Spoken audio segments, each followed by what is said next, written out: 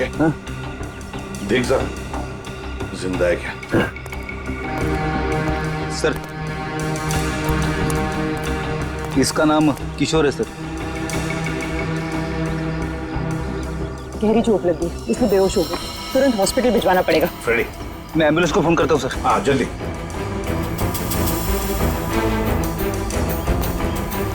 जो कुछ भी हुआ यहाँ पर, याद सा आप में से किसी ने देखा है? नहीं सर।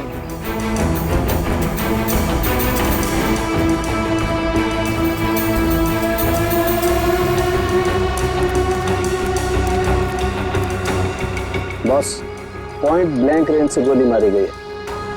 गन पाउडर लगा हुआ अभी भी घाव पर। हाँ,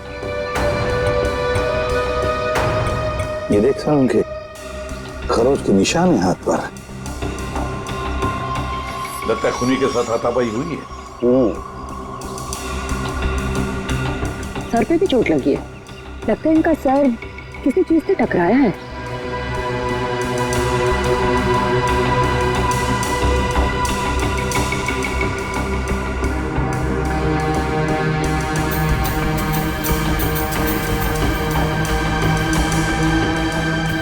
शायद यहाँ पे टकराया है इसका सिर।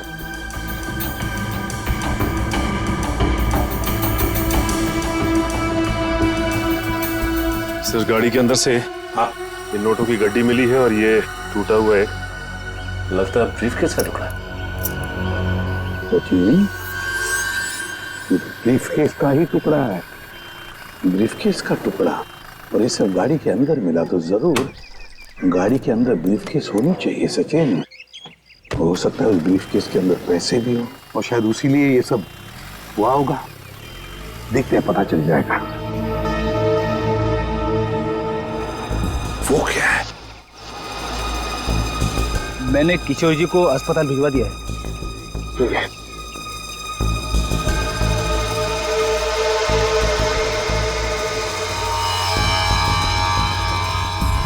ब्रेसलेट, इस पर नाम वाम का कुछ भी नहीं है। इस पर साउंड है, जरा देख तो कुछ पता चलता है क्या इस ब्रेसलेट से?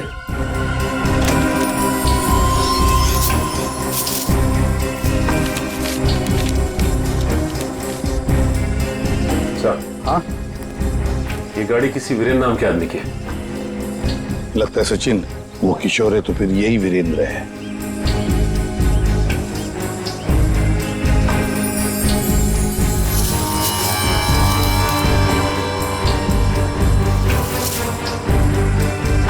गन सर, आप रेडी? ये गन मिली है। गन देखे जरा।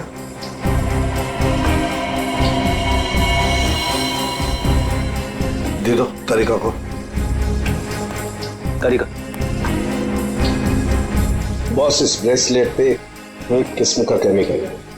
अब वो कौन सा केमिकल है ये लैब में ले जाकर पता चलेगा। ठीक है।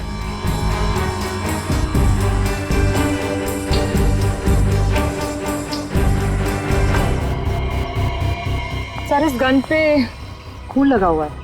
लगता है इसी गन के बट से किशोर जी पर वार किया गया था।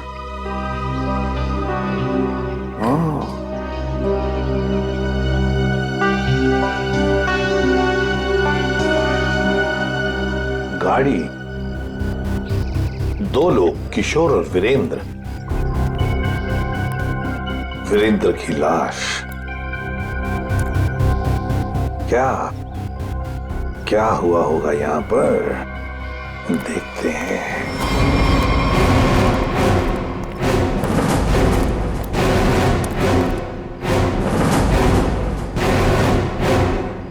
किसी न किसी वजह से गाड़ी यहां पर रुकी।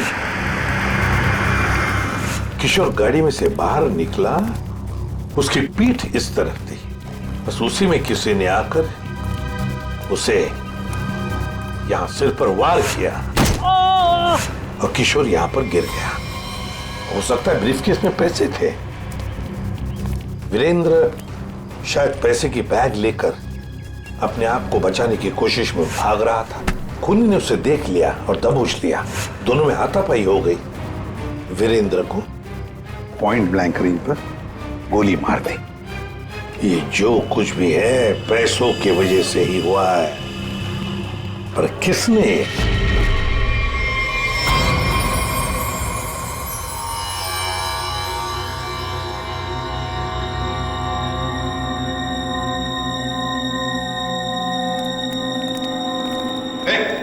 क्या कर रहा था उनके? क्या हो? जो तुम समझो वो नहीं कर रहा हूं बॉस। ये खाली ग्लूकोज पाउडर है। Glucose powder? अच्छा, फिर? और ये देखो, इस ब्रेसलेट पर ये जो निशान है ना, हाँ। ये स्क्रैचेस नहीं है। तो फिर क्या है? एक खास किस्म के निशान है बॉस। उन्हें रोज इस पर नशीली दवाई रख करके नशा करता था, और क्योंकि ये दवाई इस पर रोज रखी जाती थी, ये निशान उस दवाई के हैं। खूनी? हाँ, खूनी। क्योंकि वीरेंद्र और किशोर को नशे की आदत नहीं है। पर कैसा ड्रग है ये सालों के? ये कुछ अलग तरीके की ड्रग है बॉस। इसमें जो पेन किलर्स हैं, जो बुखार की दवाइयां, उनके केमिकल्स मिले हुए हैं। लेकिन इसमें एक फर्क है। कैसा फर्क? फर्क ये है बॉस कि जो दवाइयां एक्सपायर हो चुकी हैं, जिन्हें नष्ट करने के लिए अस्पताल में अलग रख दिया जाता है, ये नशीली दवाई उन्हें रीजेनरेट करके बनाई गई है। सचिन, इस राका कबरी को काम पे लगा, उसे कहो पता लगा है क्या ये ड्रग। बूम बूम साहब, बूम बूम। बहुत ही सस्ता और अच्छा माल है। लंबे टाइम तक नशा रहता है साहब उसका। जो एक बार लेकर जाता है तो बार बार इसी को मांगता है। और ऐसे ड्रग्स का इस्तेमाल किस तरह के लोग करते हैं? टेंशन तो दुनिया में सभी को है, तो हर तरह के लोग इसे इस्तेमाल करते हैं। लेकिन साहब, सस्ता होने की वजह से एक कॉलेज के लड़के लोग इसको बहुत ज्यादा इस्तेमाल करते हैं। ये ब्रेसलेट देख, अच्छी तरह से देख। देखा है इसे कभी किसी के हाथ पर? कोई आया था तुम्हारे पास ड्रग खरीदने के लिए और कुछ काम के लिए? नहीं साहब, अबुल इसको नहीं पहचानता, अबुल ने नहीं देखा। लेकिन साहब, मैं आपके पैर पकड़ता है, छोड़ दीजिए। अभी से सारा धंधा बंद कर दे अबुल, प्लीज साहब। तुम जैसे सब लोग यही कहते हैं। तुम लोगों को कहां बिठाना है ना, सब पता है हमें। नहीं साहब प्लीज मैं आपको आपके पैर पकड़ता है साहब। चुप! पैर पकड़ता है? सचिन, एक बात पक्की है, ये जो कुछ भी हुआ है पैसों के लिए ही हुआ है। और जिसने भी किया है ना, वो वीरेंद्र के करीब का है, वीरेंद्र के करीब का। जो कुछ भी हुआ उसका बहुत दुख है हमें। जिसने भी ये किया है ना, उसे हम जल्द से जल्द पकड़ने की कोशिश कर रहे हैं। वैसे आ कहां से रहे थे किशोर और वीरेंद्र? सर, दोनों हमारे गांव गए थे, सिलवासा। पुश्तैनी हवेली बेची थी हमने, उसी के पैसे लेने गए थे। पुश्तैनी हवेली बेचने के लिए? कितने पैसे? 5 करोड़ रुपए। 5 करोड़ रुपए? इतना सारा पैसा कैसे? मतलब रोकड़ लेकर आ रहे थे? मेरा मतलब है कैश में लेकर आ रहे थे? जी, दरअसल वीरेंद्र को गांव में इतनी बड़ी रकम बैंक में ट्रांसफर करना सही नहीं लगा, इसीलिए वो पैसे लेने खुद चले गए थे। लेकिन मुझे क्या पता था कि वो वहां से जिंदा वापस ही नहीं आएंगे। एक बात पूछूं, आप क्यों नहीं गई उनके साथ? दरअसल वीरेंद्र और किशोर भाई साहब बहुत ही पुराने दोस्त थे, लेकिन बिजनेस की वजह से उन दोनों में मनमुटाव हो गया था। अभी कुछ दिन पहले ही उन दोनों की बातचीत शुरू हुई थी।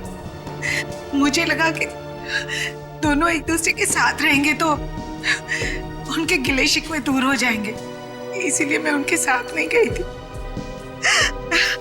अच्छा, एक बात बताइए, किशोर और वीरेंद्र, इन दोनों के बीच में दोस्ती टूटने की वजह क्या थी? पैसा। पैसा?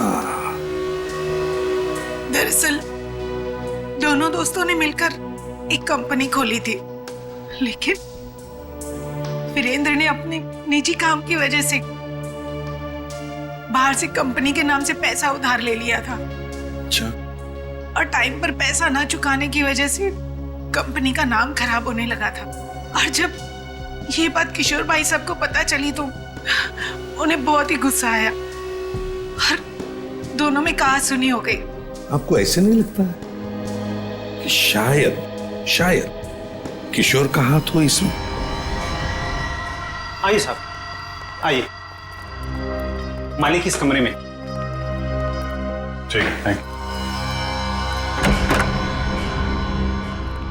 किशोर जी, अरे आप लोग?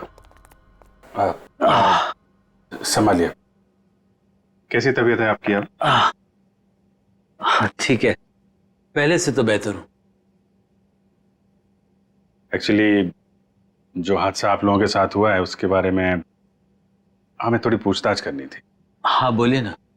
जिस कार में आप और वीरेंद्र आ रहे थे उसमें हमें एक ब्रेसलेट मिला है। ये उसकी फोटो है। आप इसको पहचानते हैं? नहीं, इसके बारे में मुझे कुछ नहीं पता। ठीक है, ये बताइए कि उस दिन हुआ क्या था? भाई, हुआ ये कि हम लोग वीरेंद्र के 5 करोड़ रुपए सिलवासा से लेकर मुंबई आ रहे थे।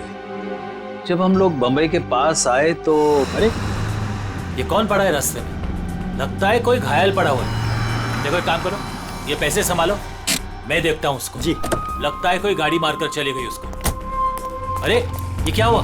सुनो, क्या हुआ? अरे सुनो, होश में आओ। उसके बाद मैं बेहोश हो गया और उसके बाद मुझे कुछ याद नहीं। आप लोग पैसे लेके आने वाले हैं, ये बात आप दोनों के अलावा और किस किस को पता थी? वीरेंद्र की वाइफ रीमा, बस, और किसी? कोई और किसी को जानकारी थी? याद कीजिए, जब आप लोग बात कर रहे हो तो शायद उस समय कोई आया गया हो। बीच में मेरा नौकर गनू चाय लेकर आया था।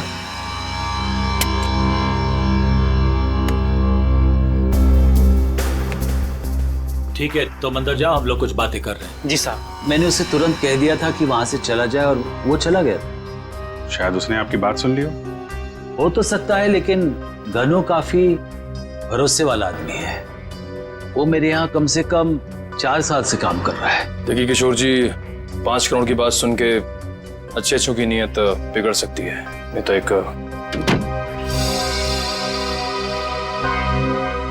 साहब, आप लोगों के लिए चाय लाया। Thank you very much. हम लोग ड्यूटी के समय कुछ खाते पीते नहीं हैं। वैसे मेहमानों का काफी ख्याल रखते हो तुम। साहब, जब यही काम करना है तो ईमानदारी से करें। वैसे ये घड़ी भी बहुत अच्छी पहनी है तुमने। जी साहब। मालिक, बाजार से कुछ सामान लाना है, लेके आऊं? हाँ जाओ, लेकिन जल्दी आ जाना। ठीक है।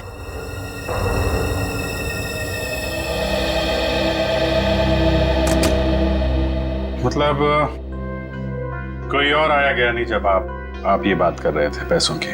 नहीं, ऐसा तो,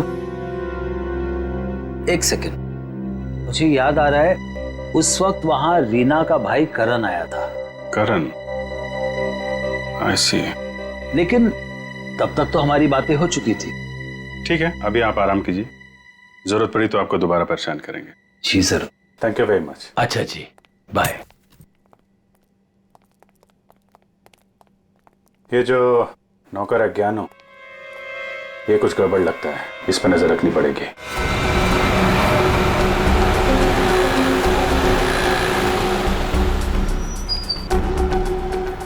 भाई साहब, मोबाइल दिखाना। बोलिए सर। अच्छा हो महंगा हो। ये कितने का है? ये आ गया 45,000 का। अच्छा अच्छा, ठीक है ठीक है।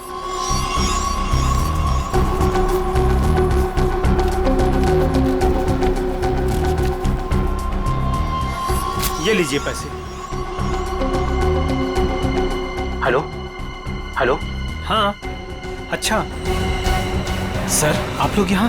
महंगी घड़ी, महंगा फोन है, कहाँ से लेके आया? बताता हूँ सर, बताता हूँ। उस दिन मैंने रौनक बाबा को फोन किया था कि किशोर साहब और वीरेंद्र साहब ढेर सारा पैसा लेने जा रहे हैं कौन है ये रौनक है? रौनक बाबा किशोर साहब के खानदान की आखिरी निशानी है, उनके पोते हैं। लेकिन घर पे तो दिखाई नहीं दिया ये रौनक, और ना ही किशोर जी ने उसका जिक्र किया। वो हॉस्टल में रहते, वो घर ज्यादा नहीं आते। तुमने ये पैसे वाली बात रौनक को क्यों बताई? रौनक बाबा को पैसे की जरूरत रहती थी, किशोर साहब उतने पैसे नहीं देते थे उनको, और वो जब घर आते थे तो वो उनके लॉकर से पैसे चुराते थे और मैं उनकी मदद करता था और वो मुझे आधे पैसे देते थे। एक बच्चे को सुधारने के बजाय तू उसे बिगाड़ रहा था। जैसे ही उस दिन मैंने पैसे की बात सुनी, मैंने रौनक बाबा को फोन कर दिया। मुझे लगा कि रौनक पैसों की चोरी करेगा और तुझे भी आधा देगा। क्यों? वैसे रौनक इतने सारे पैसों का करता क्या था? मैंने उनसे कभी पूछा नहीं। ये देख, ये देख, ये ब्रेसलेट रौनक का है? नहीं साहब, मुझे नहीं पता। वैसे बहुत दिन से वो घर नहीं आ रहे और मैंने उनके हाथ में देखा नहीं कभी। रौनक ने तुझे फोन करके बताया इस चोरी के बारे में? साहब, मैं 2 दिन से उनको फोन करने की कोशिश कर रहा हूँ, उनका फोन लग नहीं रहा। सर हो ना, रौनक का ही हाथ लगता है इस खून और चोरी में। कहाँ है रौनक का हॉस्टल? बता।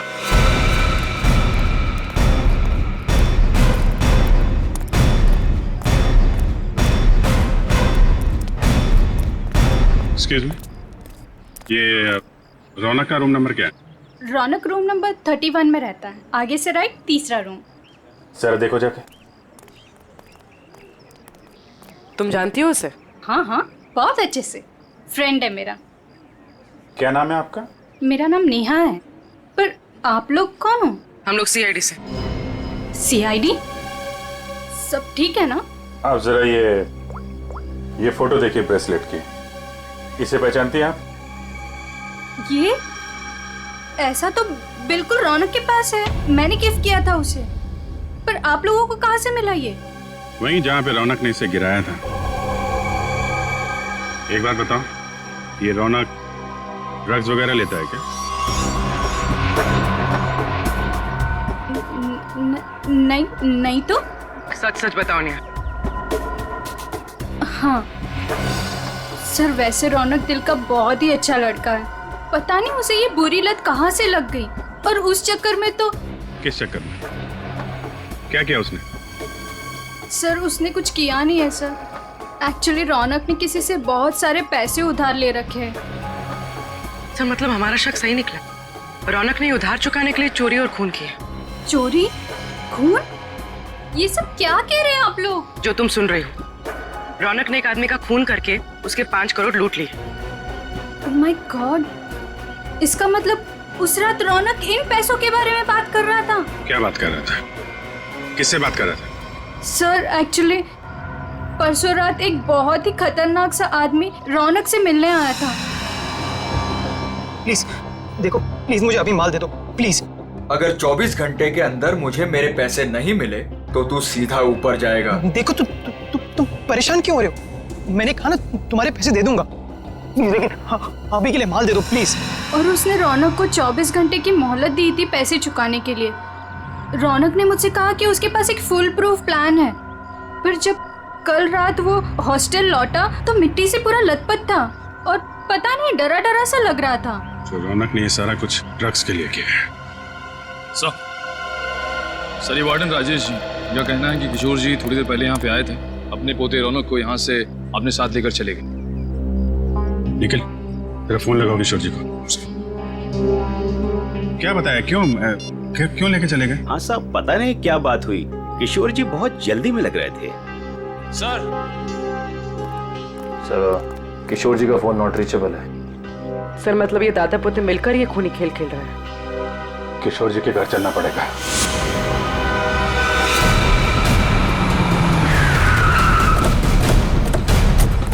गाड़ी है किशोर जी की, दोनों अंदर ही होंगे। सर यहाँ से भी भागने की तैयारी कर रहे होंगे। दरवाजा खुला है, सावधान रहना।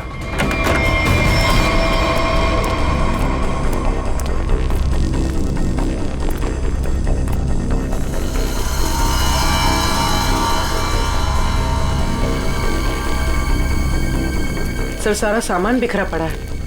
ऐसा लगता है यहाँ पे हाथापाई हुई है। लेकिन ये रौनक और किशोर हैं कहाँ? देखो जरा।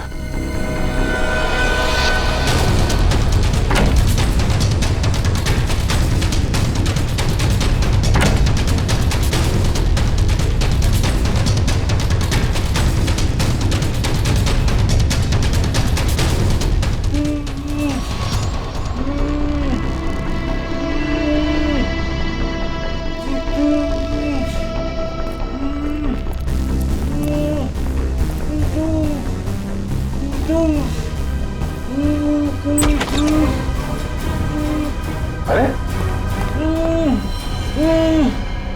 किशोर जी, एक मिनट। आइए, उठिए। इनको ले चलो, उठिए। उठा। पानी। उठिए उठिए। उठिए।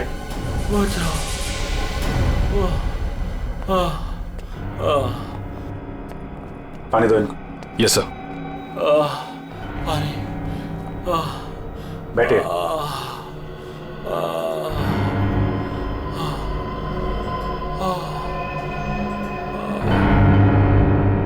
किसने किया ये सब? पता नहीं सर, वो कौन लोग थे। उन्होंने मुझे मार मार कर बेहोश कर दिया और वहां बेसमेंट में फेंक दिया सर। आपका पोता रौनक कहाँ है जिसने वीरेंद्र का खून किया है? सर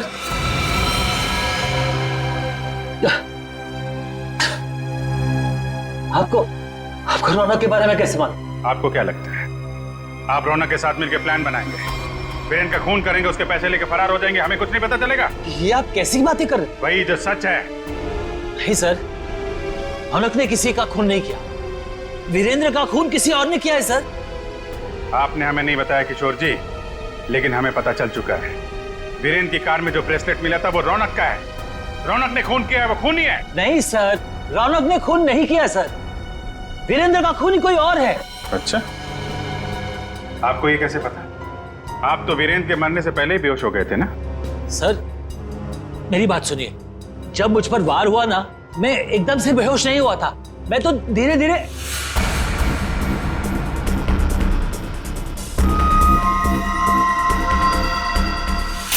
गन वीरेंद्र के पास गिर गई और रौनक वो पैसे लेकर भाग गया।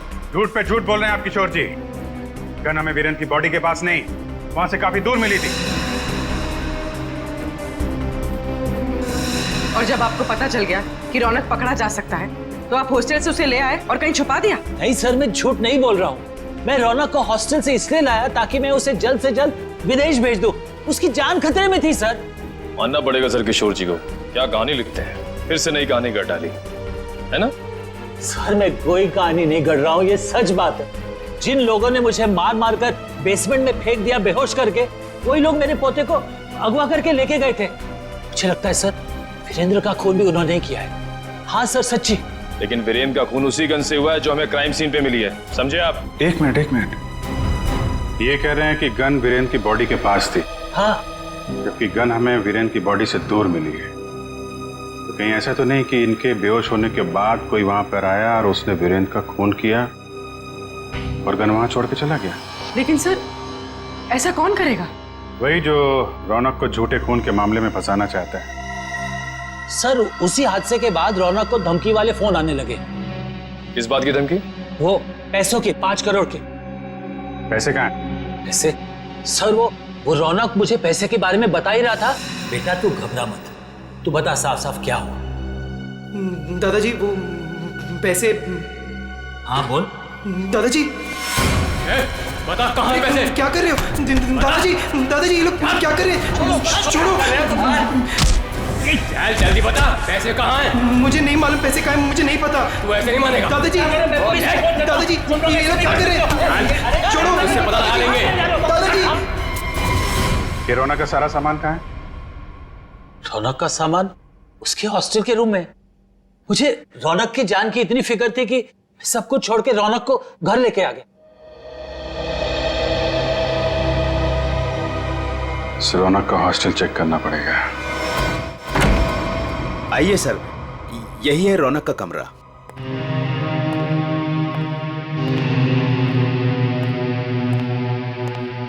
चेक करो पूरा कमरा। सर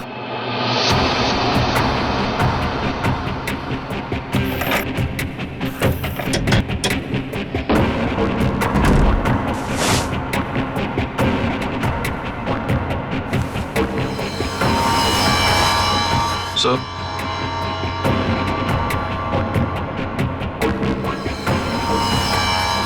सर,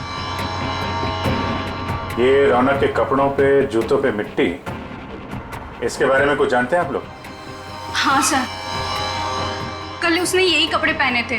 मैंने उससे पूछा भी था, उसने बताया कि वो कहीं गिर गया था। बस के टिकट से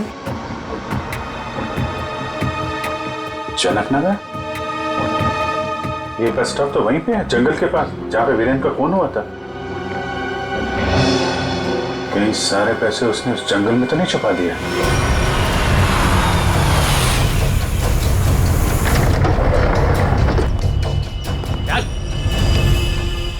चल बाहर, चल आगे चल। थोड़ा सा पता किधर है? थोड़ा सा बुम बुम दे दो वरना मैं मर जाऊंगा। चल उधर, पता किधर है? मैं बताता हूँ, लेकिन पहले थोड़ा सा माल दे दो ना प्लीज, वरना मैं मर जाऊंगा। होशियारी बंद कर, जितना बोला उतना कर। पहले पैसे निकाल, उसके बाद माल मिलेगा। हाँ तो तुम्हें पैसे मिल जाएंगे, प्लीज थोड़ा सा माल दे दो प्लीज। अबे एक बार बोला तो समझ में नहीं आता है क्या? जब तक पैसे नहीं देता है ना, तब तक पैकेट को छूने भी नहीं दूंगा। अब जल्दी से बता पैसे किधर है, वरना ये पैकेट तुझे कभी नहीं मिलेगा और तू ऐसे तड़प तड़प के मर जाएगा। नहीं, उस तरफ। उधर है? हाँ, उस तरफ। चल फिर, चल जल्दी।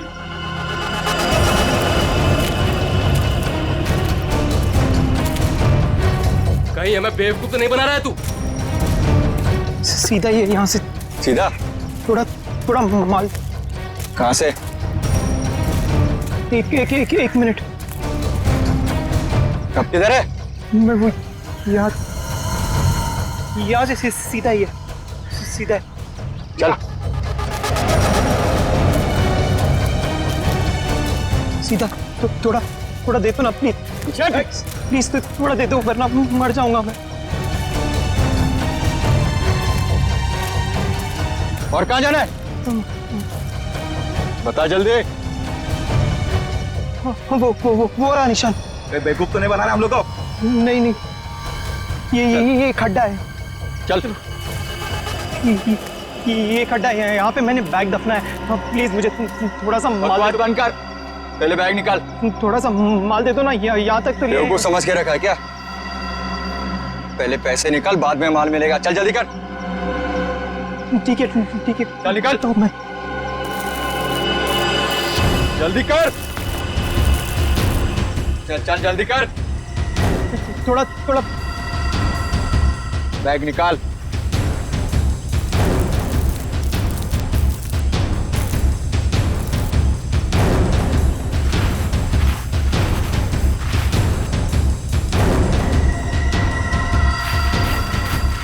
तू ऐसे नहीं मानेगा।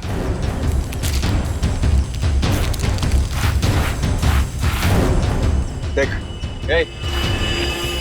जितना टाइम लगाएगा ना, उतना ही माल गिरता जाएगा जमीन पर।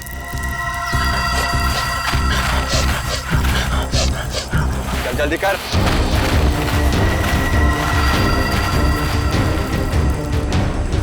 खत्म हो रहा है, जल्दी कर। चल, फेंक दूंगा सारा। लगता है हमारे अलावा कोई और भी आया है इस जंगल में। तू कर जल्दी करते रहे। जल्दी कर।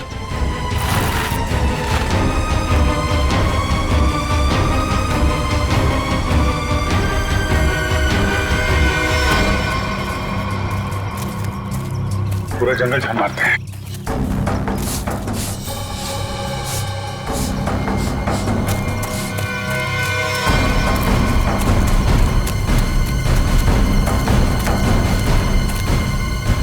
वो देखो,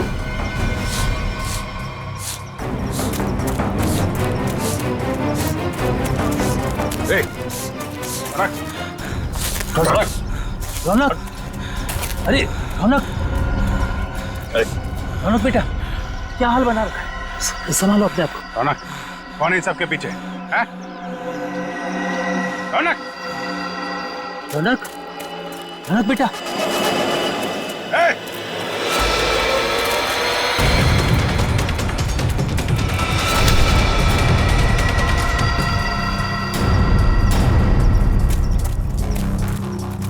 कौन है तू? हैं? क्यों कर रहा है ये सब? ओए, उड़ दो उसे, वरना मैं इन दोनों को मार दूंगा। इन दोनों में से किसी को खरोच भी आई ना, तेरा ये आदमी तो गया। ठीक है, मार देना उसे। मेरे पास और भी लोग हैं।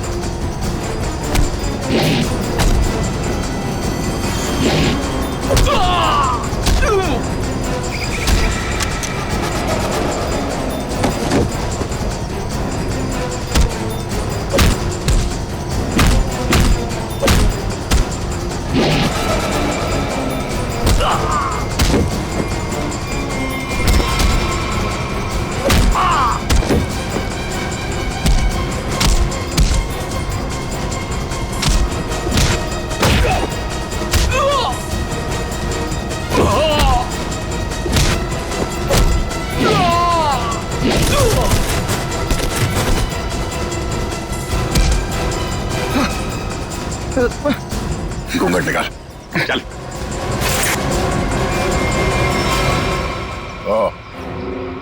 वांटेड ड्रग माफिया रजनी का बेटा दिलावर।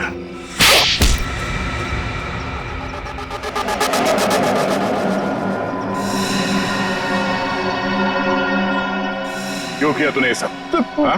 बता दो, मुझे पता चल गया था कि वीरेंद्र अपनी पुश्तैनी हवेली बेचने वाला है सर। तभी मैंने पैसे लूटने की प्लानिंग कर ली थी सर। इसीलिए सर वो मैं रीना को घर में उल्लू बनाता रहा सर, उसका भाई बनकर। और वीरेंद्र के पीछे मैंने अपने लोग लगा लिए थे। वो मुझे पल पल की जानकारी दे रहे थे सर। तो तुम्हें पता चल गया था कि वीरेंद्र पैसे लेके जा रहा है? हाँ सर, वो प्रॉपर्टी खरीदने वाले के चचेरे भाई को मैंने खरीद लिया था सर। तो उसी ने मुझे ये खबर दी सर। और तुमसे पहले रौनक वहां पर पहुंच गया और वीरेंद्र से पैसे का बैग छीन कर भाग गया वहां से। सर मैं जब वहां पहुंचा तो मैंने देखा कि वीरेंद्र रोड पे पड़ा हुआ था और उसे होश आ रहा था। अरे अरे, मैं तो ठीक हूँ, मैं बच गया, मैं बच गया। लेकिन अब नहीं बचोगे। उसने मुझे पहचान लिया था, इसलिए मैंने मजबूरी में सर, मजबूरी में उसे मारना पड़ा सर। मैं मारना नहीं चाहता था सर, मजबूरी में मारना पड़ा सर। तुमने वीरेंद्र के पास पड़ी रौनक की गन से वीरेंद्र को गोली मार दी और उसके बाद गन दूर फेंक कर निकल गए ताकि वीरेंद्र का खून का इल्जाम रौनक पे आ जाए। हाँ सर, वो मैंने बाद में सोचा कि मैं रौनक को डरा धमका के उससे पैसे छीन लूंगा सर, पर मुझे नहीं पता था ये सब हो जाएगा सर। पैसों के लिए तुमने ये सब किया, पर मिला क्या? किस्मत खराब थी तुम्हारी कि हम लोग बीच में आ गए। नहीं सर, मेरी तकदीर खराब नहीं हो सकती, मेरी तकदीर खराब नहीं हो सकती सर। जब तक मेरी माँ आपकी गिरफ्त में नहीं है ना, मेरी तकदीर खराब नहीं हो सकती। तुम्हें पकड़ लिया ना, माँ भी पकड़ी जाएगी। बहुत याद आ रही है तुम्हें माँ की। बहुत जल्द माँ बेटे का मिलन जेल की सलाखों के पीछे होगा।